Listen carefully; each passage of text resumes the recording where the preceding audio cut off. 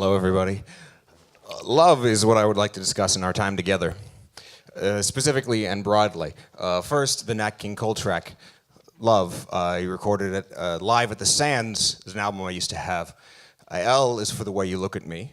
O is for the only one I see. V, very, very extraordinary. Is that E? No. E, even more than anyone that I adore. This is the first album that was played in the house where I moved with my first wife. We had just gotten married a week or two before, down by a river, a creek really, Beaver Creek. My mother cooked all the food. My grandfather delivered a speech. I wore the tuxedo that my grandfather used to wear in his younger days. Beautiful, piping down the sides. And we moved into the house. First thing I brought in was the record player, plugged it in. What we're gonna do, we're gonna listen to Nat King Cole. We were so much in love. I loved her so much. I saw her first at a coffee shop, Ravenheart, Sedona, Arizona. There's only one street really, 89A, so if you've been there, it's the one road. I was working as a real estate agent, just like 19 years old, 19 and a half, shaved head, big mistake. If you know anyone that's 19, 20 years old and they have a shaved head, shake them! Grow it while you've got it. The Lord will take it from you. Life is unfair. So I was working in this real estate office, not selling a lot of real estate, because people were coming into the office and being like, kid, what do you know about real estate? I was like, well, I know that this house is, they were asking $250,000 6 months ago. Someone was asking $200,000 for it, and it's not worth any of it. I mean, this is a bubble that's about to pop. You probably shouldn't buy anything in this town. So I wasn't selling a lot of real estate. But I was right. So I would go into this coffee shop, Ravenheart, that was next door, and I would get a mocha with extra whipped cream, because life is hard, have whipped cream. And I was getting a mocha, and I looked over my shoulder, and I saw this woman, the most beautiful woman I've ever seen. She was wearing this yellow dress, and it had the states of the Western United States on it. And this ended up being the woman that I married. I ingratiated myself into the conversation in some sort of charming way.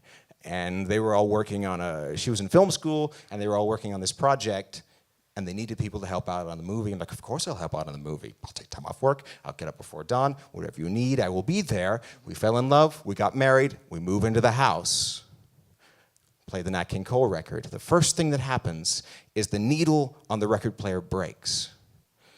Right? I made that same noise.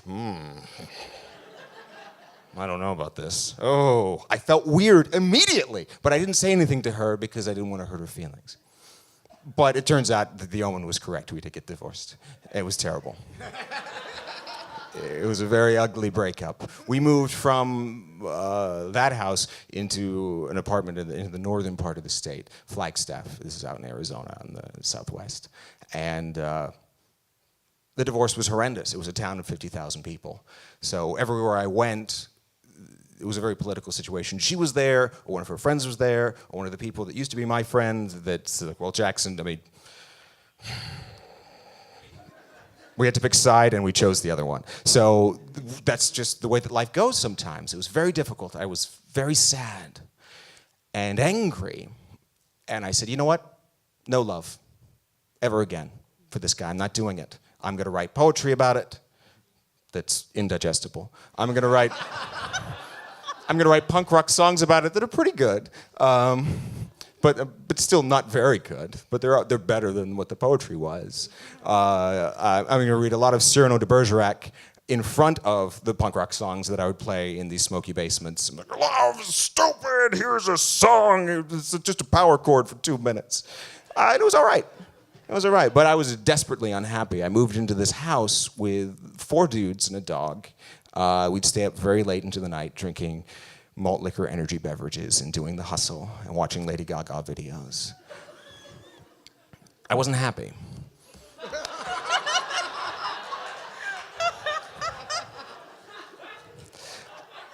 So every Monday I would go to, they all worked, all the 4 guys, not the dog of course, but the 4 guys all worked at this place called Mountain Oasis. It was a restaurant in Flagstaff, right on Heritage Square, which you've been there, it's the one square in Flagstaff. And they would do a tequila sunrise. They would squeeze the orange juice fresh for every drink. So it was tequila, orange juice, and grenadine. If you're ever trying to get it, don't try to get it in this town. They don't know how to make it. They try to shake it. They can't do it. But they would squeeze the OJ fresh for every beverage, and it was $4. So I'd go every Monday, and I'd get this tequila sunrise and a steak, and I would just sit there and be like, well,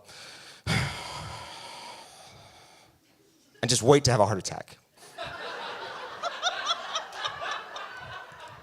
But it never came. And one Monday, truly the most beautiful woman I've ever seen walked by carrying a tray of food. And I turned to my friend, Pat Carter, who was one of the 4 guys I lived with. And I said, who is that?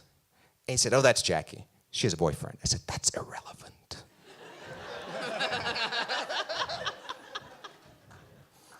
We live at Party Central in Flagstaff. We stay up late into the night, drinking malt liquor energy beverages and doing the hustle. She will come to our house, and I will charm her. And sure enough, 4, 5, 6 months later, she came by, we had a party, we chatted. We got along well, reasonably well. She seemed to think that I was worth talking to. We talked a few more times. The guy that she was dating eventually faded into the background. By eventually, I mean nearly 8 years ago. Because now we live here together very happily. So, give love a chance a little bit or whatever. End of story!